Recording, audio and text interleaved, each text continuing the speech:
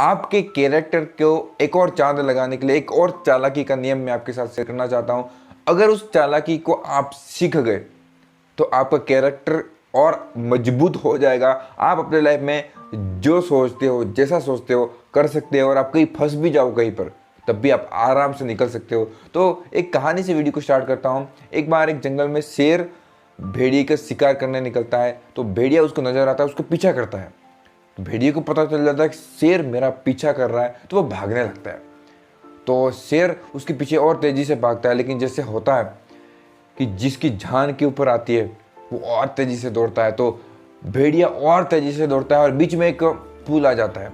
तो वो बिना सोचे हुए, क्योंकि उसके पीछे शेर पड़ा है, अगर वो थोड़ा सा भी देरी करता, रुक जाता, तो शेर उसको खा जाता। लेकिन वो बिना देरी किए हुए वो पुल को पार कर जाता है। पुल हालांकि बहुत लंबा था, लेकिन उसके बावजूद भी वो जंप लगा के उसको पार कर जाता है और शेर ठीक उसके पीछे आते हुए पुल के ऊपर आके रुक जाता है।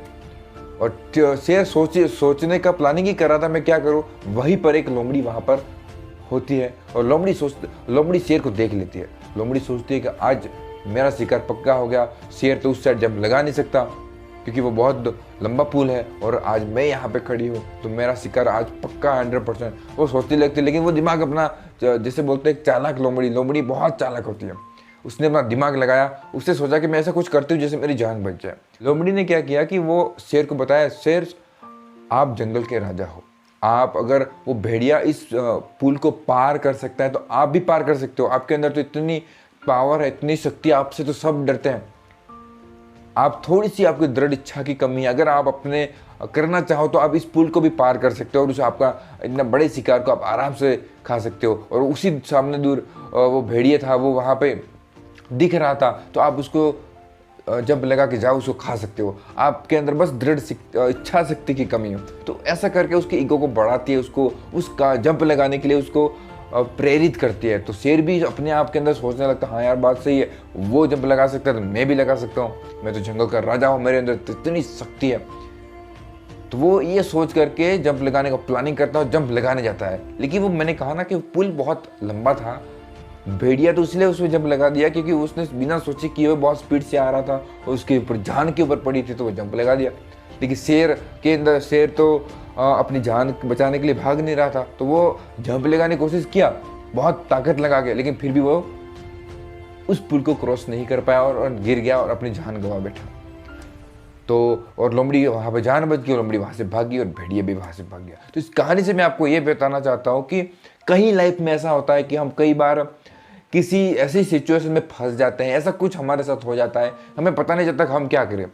वहाँ हमारा नुकसान होना तय होता है कि अगर आप कुछ भी ना करो, चुपचाप वहाँ खड़े रहो, तो आपका नुकसान 100% तय है। लेकिन अगर उस समय अपने चालाकी यूज़ करो, अपना दिमाग थोड़ा सा लगाओ, तो आप वहाँ पर आपका नुकसान होना बच जाता है। जैसे कि लोमड़ी ने जैसे किया कि उसका ईगो को बढ़ाने के लिए उसका मोटिवेट किया उस पुल को क्रॉस करने के लिए, वैसे ही आप अगर किसी जगह पे किसी लोगों से, आप किसी बातों से गिर जाते हो या ऐसा कुछ हो जाता है आपके साथ, तो अपने चालाकी यूज़ कर सकते हो। आप सबसे पहली चीज़ यह है कि आपको अपने ऊपर से सामने वाले का ध्यान हटाना है।